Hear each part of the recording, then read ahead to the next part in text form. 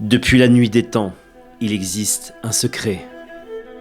Il fut utilisé par Adam, le premier homme, et transmis de génération en génération, en passant par Noé, Moïse, le roi David, jusqu'à nos jours.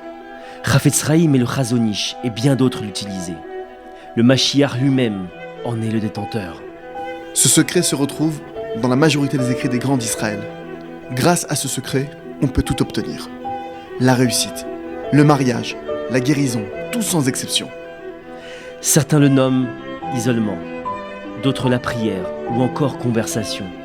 Mais son nom originel est Hitbodedut, c'est-à-dire parler avec le Créateur. Rabbi Nachman enseigne que l'Hitbodedut est la chose la plus grande et la plus élevée de toute la création. Un jour, Rabbi Nachman dit à ses élèves : est-il possible de laisser Dieu lancer des décrets dans le monde sans réagir ? Nous devons l'appeler au milieu de son activité et l'interrompre, afin qu'il abandonne son projet et se tourne vers notre prière, car nous voulons lui parler.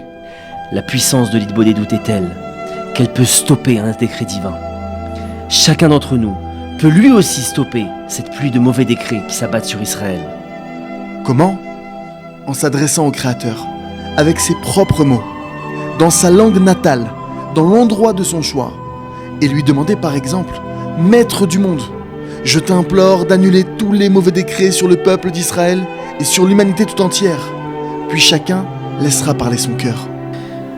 Même si vous répétez la même phrase et que les mots ne sortent pas, le simple fait de se tenir devant le Créateur et de vouloir lui parler atténue les rigueurs plus que tout au monde. Qui que vous soyez, rejoignez-nous pour les 5 minutes mondiales pour Israël. 5 minutes où tous ensemble, nous allons implorer la miséricorde divine. Le dimanche 1er novembre 2015, à 17h pour Jérusalem, à 16h pour Paris, 10h pour New York, 16h pour Madrid. Participez aux 5 minutes de prière personnelle pour Israël, où que vous vous trouviez. Et ainsi, transformons la rigueur en miséricorde.